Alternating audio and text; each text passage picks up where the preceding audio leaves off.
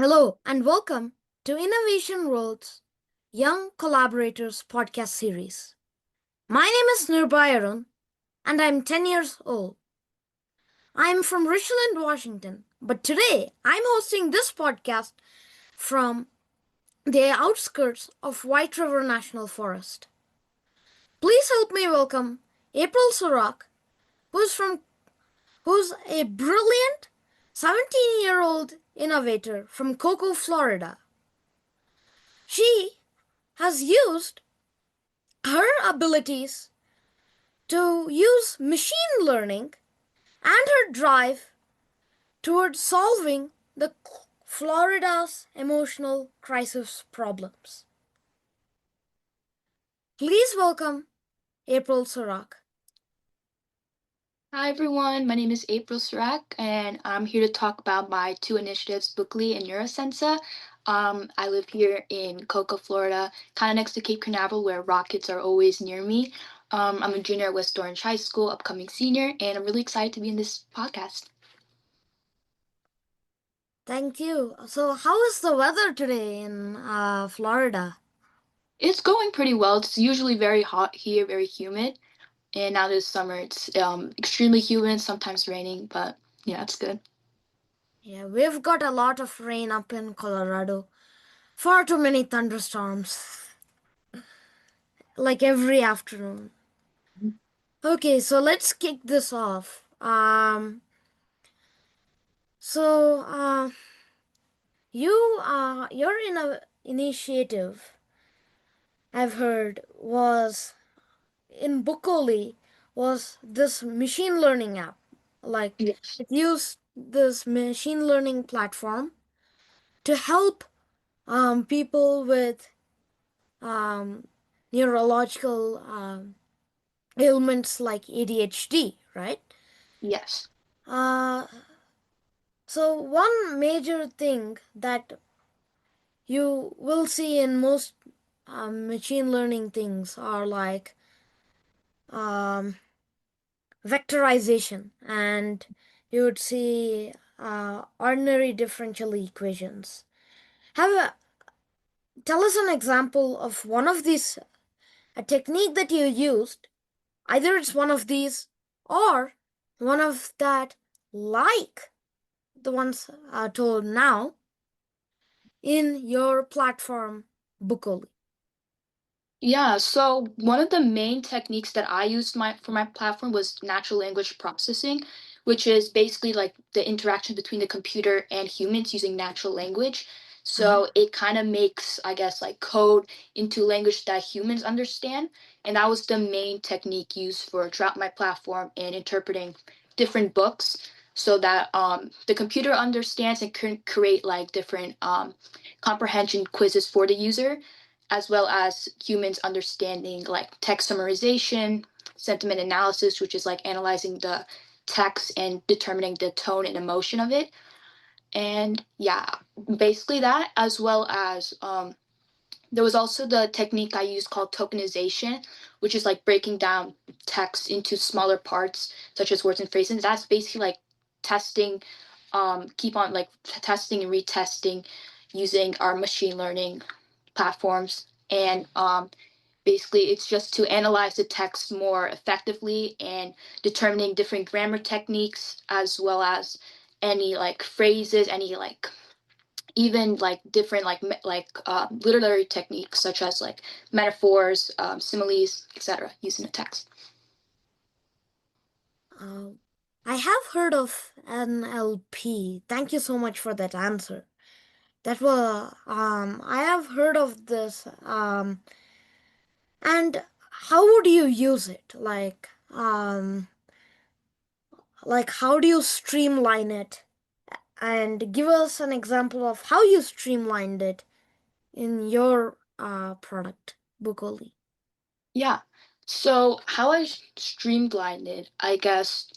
Well, first of all, when you're like that's like a machine learning technique. So when you're first like starting with that, I learned that basically this was the main progress. So like first of all, you have to have like some sort of like information, or like what I used was like text. So you have to have that in like a PDF version or some sort of file so that it can be used in this platform. And then once you put it into this platform, which I used, I think, PsychTorque, which you might have heard for different AI platforms. So I use that tool to basically interpret all of that. And basically, when you're using these types of machine learning techniques and you code it all, like you have to keep testing that file, that piece of information, and for whatever your real that purpose is for. So that means whether that's like keeping that information into that system, or also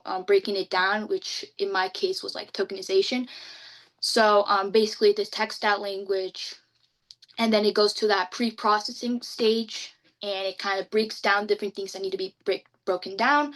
So like sentiment analysis, and then is also another thing called name identity recognition, and that's basically determining the different character names and anything that is important that I asked for the platform to make sure to have in mind. And then after that, really the output comes forth, and that's how I keep, like, you have to always keep retesting when it comes to machine learning. So that's how I really use that platform and use those techniques when creating my app. Yeah, I've heard about this, and this probably getting some into something I might have heard about.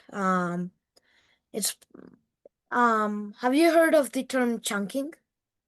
Chunking? Yeah, I might have. it's probably something that I think they've used this in vectorization, I would think, and they would take down large PDFs with PyTorch, and they would use platforms like Pinecone or ChatGPT editing or something like that, I think. And then they squeeze it down into so many different chunks of text, like thousands of chunks in a big 32-page article PDF. And then they squish it down, and then and they would give a summary or an answer for that. Would you consider this as something that you would use in your application, like based on how your given audiences are feeling? Using the technique of chunking. Chunking, yeah. Yeah, I think that the similar technique that I'm using is tokenization, but it's more based on words. So definitely, I think especially when it comes to books, there's like hundreds of pages that really need to be interpreted properly. And it also with machine learning, I noticed that I have around, I think, over 200 books in my platform today. And having that in the public, like these are public domain books, and they're usually between like 100 to 300 pages. And having that, it usually takes like hours to pre-process that information and to come up with anything. So having that, I definitely use chunking to like make that process more speedier. Yeah. We had lots of technical talk right now, lots of fun. Now let's get into this next question. So it seems that you've built Bookoli and NeuraSensa. Um, and NeuraSensa was an organization, Yes. while Bookoli was more of like an AI platform, right? Yeah, education technology platform. Yeah. Um, so this is all towards like things like ADHD, autism, right? Yes. And how did you get this spark? At least, how do you get the want to solve Florida's issues? Yeah. So like when it comes to like these for my projects, it was kind of for like different reasons. I've always been like interested in neuroscience since middle school when I got to learn more about it. And for Bookoli, what really drawn me to creating that platform in the first place started as a science fair project. It just when I was in 10th grade, it started. There was a science fair that I really wanted to be a part of, and we had to obviously like come up with some sort of project in mind. So this was my chance to like really come up with a solution, an idea, look at a problem my community has, which in this was back in 2023 to 2024. So back in those times here in Florida, there was a lot of debate in reading education, especially at a lawmaker level. So from that really got me thinking that we really need to change reading education today. And also, another not really fun statistic, but another statistic was that like 70% of eighth graders in my district where I went to school at Orange County Public Schools, 70% of eighth graders actually performed at a very low level of reading. They get around like a 1 or 2 score out of 5 in reading in our best in FSA scores. And from that, that's when I knew like this was a serious issue that needed to be addressed from high school, middle school, all levels. And I saw, initiatives come and go in my school and like reading the reports, book reports. And that I remember at my school we had that for like 1 month, and then immediately after that, it was like just abandoned. So just like having that made me realize that this was a serious issue, and then talking with my English teachers as well. I know a lot of my teachers were complaining about how students today don't read as well as they used to. They don't read instructions well. They can't read a long text well because, our attention span in this generation is getting pretty low, obviously, with social media, technology. And it gets hard for students to actually read text. And so, and even in terms of like using AI, some students just use that platform to like do work for them instead of actually engaging with the content. And for me, I wanted to use this technology for good instead of just having a short-term solution and like completing an assignment or not even reading the text, not engaging. Because we also want to benefit humans as well. We don't want to just use these tools to get work done, but also help us engage, help us get better, help us use AI to our benefit, basically. And so that's where the idea of Bookly came for literacy education that I wanted to use. And for NeuraSensa, that was a little bit different. So, really, what got me inspired by that was just seeing like I know a lot of people personally that are in special education programs with autism or ADHD, and just and I noticed that in like schools, especially in my special education program in my school, there isn't like a lot of ways or like very much underfunded ways for students to get engaged and actually like pay attention in class. And I also volunteered at a special education center in Central Florida.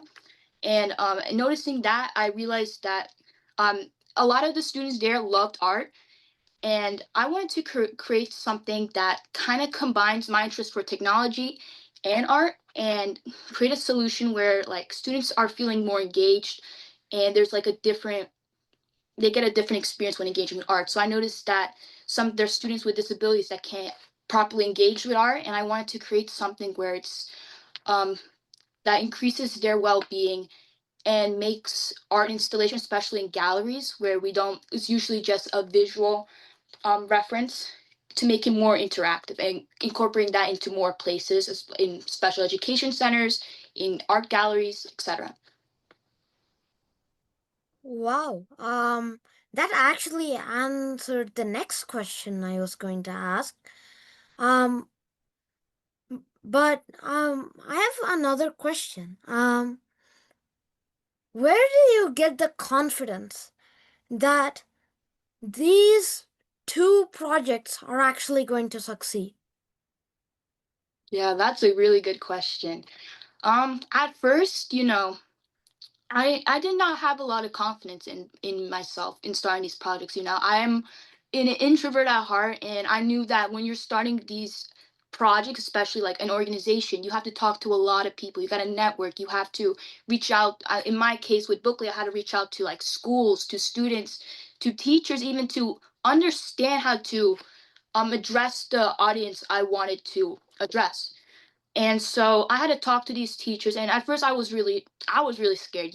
If you saw me, you would probably see that I was scared. I was scared to come up to my English teachers and ask them, but in a way, since this was, I guess what really got me that confidence or motivated was starting this out as a science fair project. Like I just knew that this was in my interest. I was very passionate about it, and I knew I had to step up. And then I realized that you don't need to worry if people are judging you for it, even though like no one's doing what you're trying to do, or if people think it's a dumb idea or that it's nothing. You don't need to think about what others people say. You have to block that out and kind of just not be in your head and just focus on what your dreams are, and that's what I wanted to do. So engaging with that, and then I also started building in public, which you might have heard what people are doing today when they're starting their startups or businesses. And I started doing that on LinkedIn, and I actually got like some support from people, and as well as like different technologists there. And so that really got me that confidence that hey, this is a project that can be um, be scaled at. And especially like at the first I just started with like testing with 10 students with this platform, right? And now today we have around 150 students from middle school to high school. So around like 10 schools I got to actually incorporate Bookly in their curriculum and actually test it out. So that was something I did not even expect today, and I'm kind of shocked happened. So you just have to keep cold emailing, keep reaching out to people. And even if I definitely received more rejections than acceptances and more and than like really anything. So you're gonna get a lot of rejection in the way, but you have to like cancel that all. You have to realize what your goal is, what your initiative is, what you're trying to do. Especially with that also applies with NeuraSensa as well. Um, it once I started my first initiative, Bookly was my first initiative. I realized that I also wanted to start a second initiative I was passionate about with art and technology, and from that project, it gave me confidence to start another project. So it gave me more confidence in reaching out to people and realizing that hey, like there's a lot of people doing this. Don't you You're not alone. Even if you feel like you're alone in your community, you can start something, and there's actually going to be a lot of people that support you along the way. Even if you don't feel like there's going to be, especially if you search like are posting it online or building in public. I really encourage that. It's going to feel like a journey. It's going to be great. Wow. So thank you so much for answering. So let's get into let's get neurosensor into our focus right now. Um, so what neurological process happens in the brain when these specific arrangements of textiles are used? Yeah, good question. So, I like to apply this principle of neuroergonomics into my designs and art pieces, which basically is how we basically how the brain interacts with different products, with basically different tools that we have. So this is applied like as user design, if you've heard of that, and how we interact and making sure it can be engaged properly with us humans. And I kind of applied that into this project. So basically with people with ADHD or autism or even Alzheimer's, anything with sensory processing disorders, they have different basically feelings towards different environments, um, different ways to experience the world. So sometimes when there's like just a visual, right? They don't. They would usually they like want to like they can't experience the world that we can, and they sometimes it's like overstimulating or understimulating. So in my way, I wanted to make something more interactive, something that can actually be felt in all our five senses. So that's what I wanted to do in terms of visuals, hearing, um, smell, even that, and that's a really hard one. And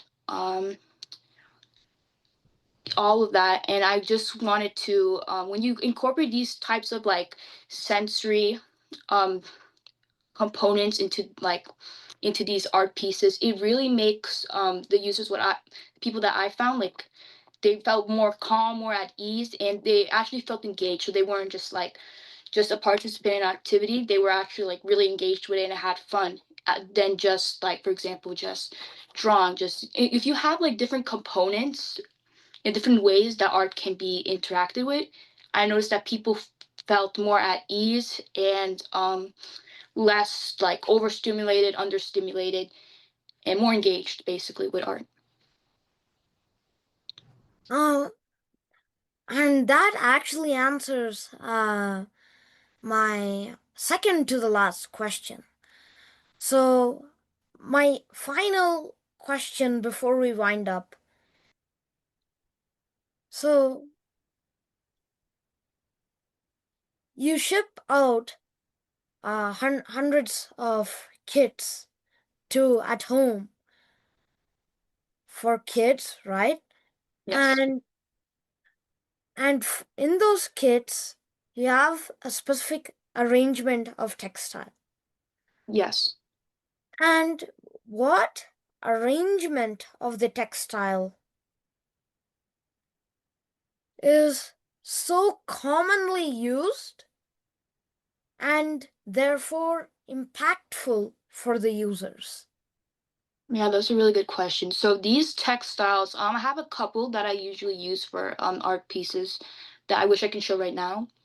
But basically, there's like different types of materials in these textiles I usually use that um that are usually like physically very comfortable to feel and touch. So that can be like conducive thread, which I use usually when I'm in like using like technology with that. So the technology, when I say technology, what I mean is using like sensors and different types of sensors. Like I use specifically my Arduino kit right here, and I kind of incorporate that with when I sew different textiles. So basically, these are like different art pieces I created in like as like textile art. So for example, when you're using these, one of my textile pieces, one of them sensors like when you're touching this fabric, light appears, right? So every time you like go up, down, like different lights appear. And that's another way for it to be interactive. And I find that it's like a cool type of fidget toy, a way to like relax. So that's interesting. So that's kind of what I use. Those are the different materials, usually different types of textiles. Like I can't come up with my head right now, but it's usually different type of textiles that I use from right here. I live in a furniture shop, so we have like a lot of textiles. I can use different types of materials. So it's really like that. And I found that it's usually just very comfortable in using that, but make sure that the user will feel comfortable using it. If I feel comfortable using it, then I know that others will. And so I try to incorporate that. Yeah, thank you so much for that. And I'm also a real fan of Arduinos. Um, and I use it a lot. So if you have heard some of my other innovation world presentations, it's a lot on Arduinos and how I use it for medical purposes. And I wish I had more time for talking with you about things like your targeted delivery methods that you're working on for your cancer research and your internships at Stanford University that you're doing, which is really impressive. Thank you. But that would have to be another podcast as its own Yeah. account. So, if anybody wants to reach out to you and learn more about you, what would be the best way to do that? Yeah, so the best way would probably be by my email. It's at avril surac surac at gmail.com. And also probably you can find me on LinkedIn just under my name, April Surac, as well as Twitter, April Surac, or actually X, April Surac, and also Instagram, April Surac. Thank you so much. This was totally impressive. And this was literally amazing. And I have to really thank you for joining us as a guest for this Innovation World Young Collaborators podcast. And thank you so much. Uh, Thank you. nice meeting you. Nice to meet you too.